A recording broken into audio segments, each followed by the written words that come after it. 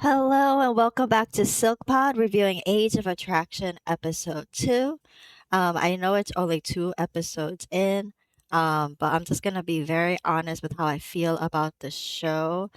I low key do feel like the show is encouraging a little bit of grooming and a little bit of like pedo style stuff just because of the extreme age gaps, even revealed so far.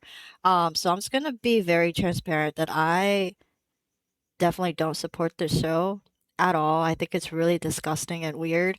Um, I don't know if I should call it morbidly curious because it's not about death, but like I am still kind of curious about where the show is going. So I watched episode 2, so we're just gonna go ahead and jump right in. We left off with the age reveals of Teresa and I forgot the other guy's name. I'm just gonna call him Prince Harry because that's how he refers to himself. Teresa reveals that she is 54. She reveals the ages of her kids to the guy. Prince Harry reveals that he is 27, and we already know that because he told us at the end of the last episode. Prediction wise, I thought Prince Harry was a little bit older, and Teresa was more in her 60s. Um, so I was a little bit off there, but regardless, the age gap is still very weird because Teresa's oldest child is older than the guy, which is awkward. Um, Throughout the reveal, Prince Harry is still smiling. He doesn't seem phased about the age gap, which I think is kind of weird. But anyways, Teresa does voice her worries or concerns about just how they're perceived from the outside world. Um, but I feel like low key she does feel some type of way, just based on her body language and her tone during the interview. And then she does mention again that this guy is younger than her oldest child, which is just weird. They do kiss and decide to keep dating. Um, uh, but I don't know. I don't think it's gonna really work out. I guess they have the most chemistry so far in this weird show, but we're just gonna move on from that. We turn to Vanelle talking to some girls about how she's stuck between Justin, who she can visualize a future with. Okay. And Jorge, who she actually feels more excited about, which I didn't know that she liked Jorge that way, especially since we saw the kiss scene between Vanelle and Justin last episode. But there could be stuff that we just didn't see as the viewer that's being cut out. This scene was very brief, but I did wanted to note that Vanelle mentions being heartbroken once. And that's where her fear about choosing the right person is. But that lets me know that she's a lot younger than I initially thought. Um, I was already spoiled about Jorge's age, but either way, he looks like his age. He looks like around the same age as my parents. So I don't understand how you can even remotely be physically attracted to anyone who looks that old when you're younger. I don't know. I just don't understand it. Um, yeah, we're just gonna move on from that weirdness. Moving on to the next activity with cycling. I'm assuming all these activities are outdoorsy things, which is totally fine. Just something I've been noticing. Pfeiffer, sorry, I keep saying her name like that. I don't. I'm never gonna say her name right. Pfeiffer cycles with Derek, and they connect over travel and family values. Um, Pfeiffer is giving me 20s, and Derek, I mentioned this last episode too, but Derek just gives me like creepy vibes. I don't know what it is.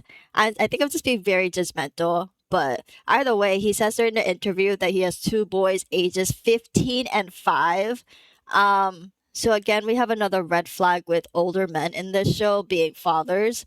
And their kids are well, 5 is young, but like having like preteens or older kids is just really weird to me.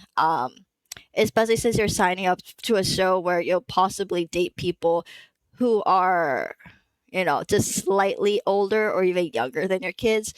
I that's it's just I don't know. I just feel grossed out with the whole thing. But we're just gonna move on from that because that was a short scene, but something I noted. Um, we do turn to a different pair that I've been so curious about because we see them like in like background scenes, but we don't get to see their full on conversations. And this is with West. I guess his name is West and Jolene. Where I saw in the previews about the scene with Jolene sitting on his lap, so I was kind of curious about what their relationship is like. West does look to be around my age, but I could be completely wrong. um, yeah, I think he's cute, and I'm gonna say that as someone with a boyfriend, but because I'm typically attracted to people around my age, so I'm gonna hope that West is around my age, maybe even slightly older than me. In comparison, Jolene didn't look too old, right? But then when she talked about she also has kids, and then her relationship with her ex-husband, um I think she might have the Asian genes where she's actually a lot older than she actually looks.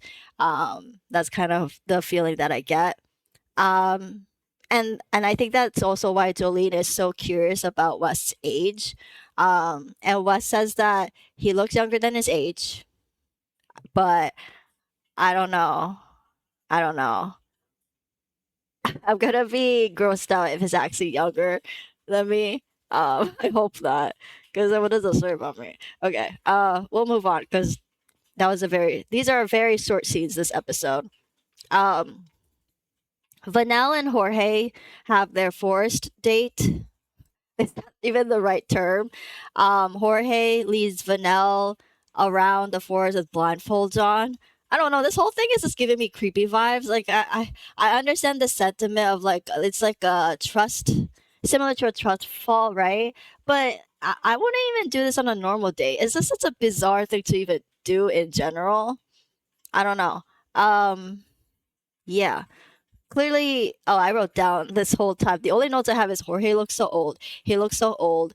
It's giving me father and daughter vibes. Like it just does not feel right. And Vanel does say, I don't understand why Vanel likes Jorge so much, but she tells us the audience that she notices that Jorge has a young spirit. I don't know where you're getting that. And that she wouldn't have been so conflicted in her feelings if Justin was the one. Otherwise, she would have just, without reservations, chose Justin. Um, my answer to that comment is that neither of the guys is the one for Vanel. It's not Justin. It's not Jorge. It's neither of them because they're too old for her. But okay, whatever. We'll get back to that because of the thing at the very end of the episode, which is the thing that got spoiled to me because so many people are commenting on it, making videos about it. Before that, we get this short scene with Pfeiffer telling Vanessa, some other girl, that she feels aligned with Derek. And Vanessa gets into this whole thing where she's guessing Pfeiffer is young and that she acts very confident for her age and she wasn't like that around her age. Even though this was a very brief scene, it was making me uncomfortable because it's like the girls are kind of encouraging each other to follow their heart, and go for these crushes regardless of how old these men look like, and how obviously young some of these women are. Like I would not be encouraging that to, like, if any of my girlfriends are like pursuing this much older man, I would be like, hold on a second. Like, are you sure you're not being groomed, and like, are you safe and all that stuff? Like, this is so weird. It's so weird. I don't like it. I don't like it. Um, yeah. We cut to Libby and Andrew, who I totally forgot about. I was like, oh right, this couple exists too. They do this zip line date. Um, Andrew's afraid of heights, blah blah blah. And they do a flirting thing. Um, and then this is where the title of this episode comes up with Andrew telling us that Libby is his typical type, looks wise. Um, and this quote, it's fun to date younger, but it's probably not healthy, but it is fun. And I'm like, why is he saying that? That's that's weird. Weird, weird, weird. Um yeah. Andrew and Libby do talk after the zipline date. He wants to see more of Libby's, I guess, mature side is I think what he's getting at, to see her warm and sweet side, since typically she's just flirty and funny with the banter. And in response, Libby talks about how it's just hard to show that vulnerable side of herself, because he's been heartbroken before. And Andrew responds saying that he could tell she's a bit guarded. Again, Libby should not be on a dating show in general, regardless of how weird the show is. She should just not be dating in general. If she's feeling some type of way from past relationships, if she's still healing, yeah, it's not the right timing, you know? And she's so young. And she's so young. Um, Andrew reveals to Libby, because Libby asks, I think here, that his kids are 14 and 12. Of course, Libby is overwhelmed and tells us she expected the kids to be much younger. Same. And so I need some time to reflect on this. And I wrote to myself, yes, you do, Libby. And I hope you realize that is not okay. Right? Like it clearly shows that Andrew is older than how Libby perceives him to be. And they're in different moments in their life, and they should not be dating. At least not anything. Well, not even for fun. The fact that Andrew was all like, "Oh, it's so fun to date people younger." Like, no, no, no, no, no. I hate that. I hate that. It's giving me pedophiles. Pedophile. Like, I shouldn't really say that, but like, I just the whole thing is just weirding me out. Um, Guys, there's so much that happens this episode. When nighttime rolls, everyone's at this pool or spa or whatever. I'm assuming it's a pool. We briefly see West and Jolene hanging out. Jolene's still like, I want to know his age. I want to know his age, and like it's like bothering her, right? But they're not supposed to ask about each other's age. And we also see this guy named Chris. I didn't even realize there was another guy. His eyeing like three different girls who all seem old. So I'm like, okay. I guess these participants, they're all like people who like much older, much younger people, which is like, I hate that the show's almost like encouraging that. I don't like it. Um, okay, and I guess Chris is a playboy. He does kiss this girl, Vanessa. And we'll get back to them in a second because Netflix does their little weird cuts about going back and forth between couples, um, and going back to earlier scenes. We go to Vanessa and Justin at a spa date. Justin is massaging her. I didn't really want to watch that. Um, he asks Vanelle about her date with Jorge, and Vanelle, you know, she starts with saying just the chemistry and the vibe is just different between him and Jorge. Um, Clearly, well, she also tells us in the interview that she doesn't want to hurt Justin's feelings because he has such a quote unquote pure heart. Um, Eventually, Vanel does tell him in this date that they're just not a match. They do hug it out, no hard feelings. Um, I don't know. There was a tiny part of me that felt bad for Justin, and I'm like, why? Why? Was I secretly rooting for them? It's like, no, I'm not. No, I'm not. I don't approve any of this, but I guess it's because Justin's giving me nice vibes, but I don't know. I'm trying not to lean into that because something's just wrong with this whole show. Justin tells us he still hopes to find his partner, right? And he hopes that Jorge sees Vanilla in the same way he does. Yeah, okay, whatever. I don't know. Ugh. This show is just so uncomfortable. Um, yeah, and then we come back to the pool with all these people, with Chris and Vanessa. They had their kiss or whatever. Um, Vanessa tells us that the whole kiss thing at the pool was too fast. So she decides to step back because she has the vibe that Chris isn't something that's taking things seriously, which makes sense.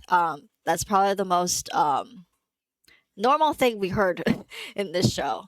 Um, we go back to Libby and Andrew, who are also in a tub or a pool or whatever. Libby asks Andrew, still kind of jokingly, about his relationship with the kid's mom.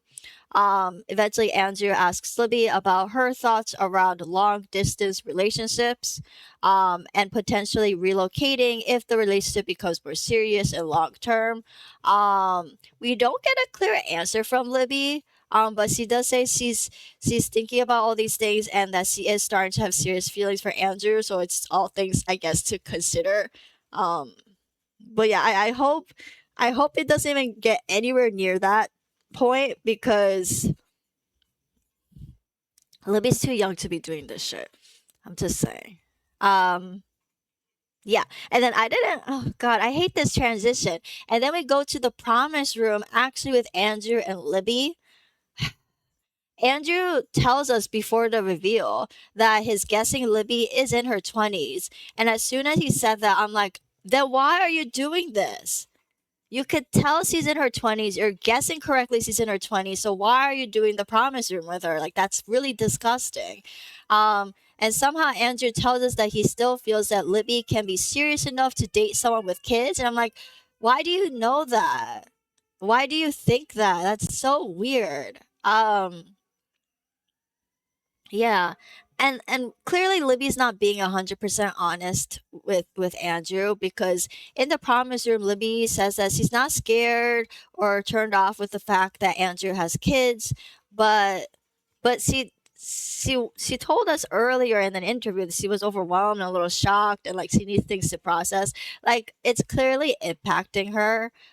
It would be crazy not to. So it's weird well, it's not weird, but she's clearly not being fully honest with Andrew about how she actually feels, which is gonna be a detriment if they do decide to continue dating. Ugh, God, I can't even I hate this. In the age reveal, oh boy, Andrew's 38.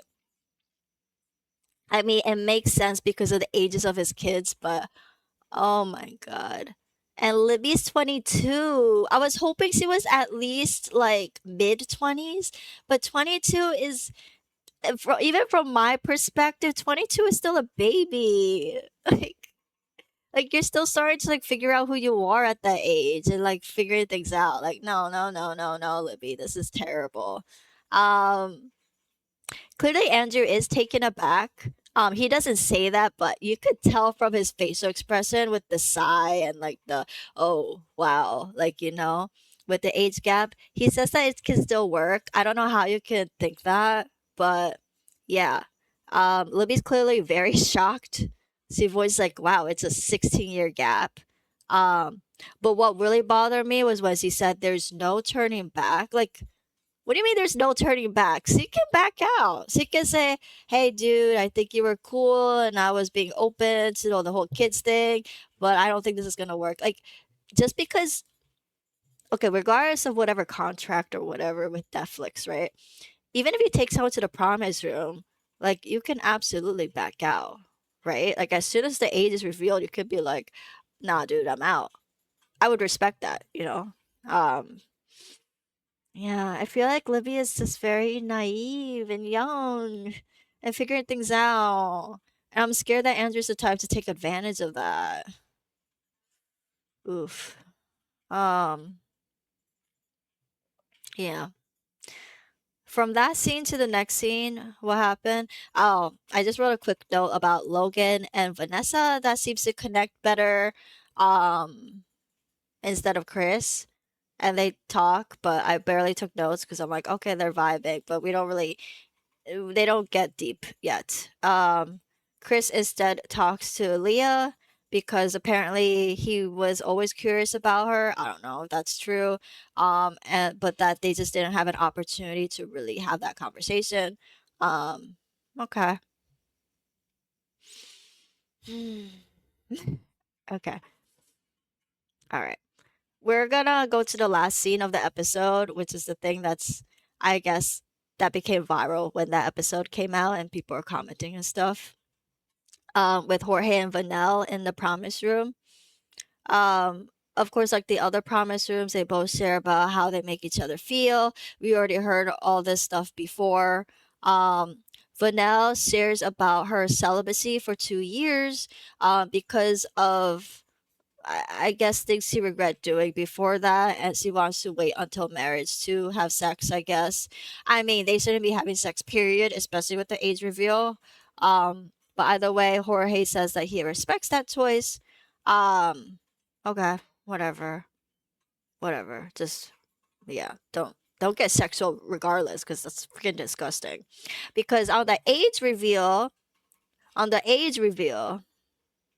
and I do have to say, like I mentioned before, Jorge's age was spoiled to me before watching the episode, but while I was watching it, I was still gagging and like just feeling the ick, right?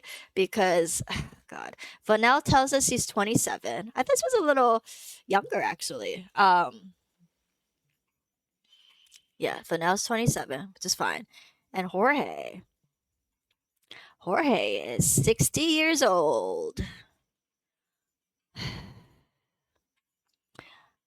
I I like, this upsets me more than the other promise rooms because my mom is in her 60s and I'm in my 30s, and I can't even imagine dating anyone around my parents' age. I think I mentioned this before multiple times. Like, it's not even something I would find attractive, right? Like, if I was attracted to someone older than me and they're like, I'm 60 years old, I would have been like, oh, this is weird, goodbye, you know? So I don't even understand one. Well, not that I don't understand, but one, I feel like production should not be encouraging this. And two, as soon as Jorge says he's 60, Vanel should have been like, okay, goodbye. You're as old as my dad. I need to go, right? But that's not what happens. Um, I hope that episode 3 um doesn't continue the Vanel and Jorge line and that they just agree to dip, but I don't think that's what's happening because as soon as Vanel told Jorge that C was 27, he was like really, like, oh crap, she's really young, younger than I thought. And like he was worried that C would back out, which means that to Jorge, his down to date someone that young, which is disgusting. That's disgusting. That should have been like, "Oh, I'm sorry, girl. You're too young for me. You're like, you could be my daughter. I can't do that." Like that should have been the cutoff line as soon as Vanel told him his age. I don't know. I still have this like gross feeling in my entire being with this reveal. Yeah. I don't know how much I'm enjoying watching this series. I think I'm more of just watching a car wreck and being like, okay, I might as well be on the ride and just see what happens next. But I just want to be clear, I don't support any of this. I don't know how much of an entertainment vibe I'm getting. I'm just like I hope at the end of the day, everyone, especially the younger people, are getting therapy and and that nothing crazy is happening. And at the end of the day, I hope none of these relationships work. Um, and and I actually hope that for some of these couples that it's all an act to kind of, because they want to have fame or whatever. I rather have that than be like, oh, I genuinely have feelings for this person that's like my parents' age, or I genuinely have feelings for someone who could be my child. Like I rather hope that everyone's just being performative and not being actually serious about this. But yeah, that's my rant. That was episode 2 of Age of Attraction, and I'll see you in the next one, I guess. Bye.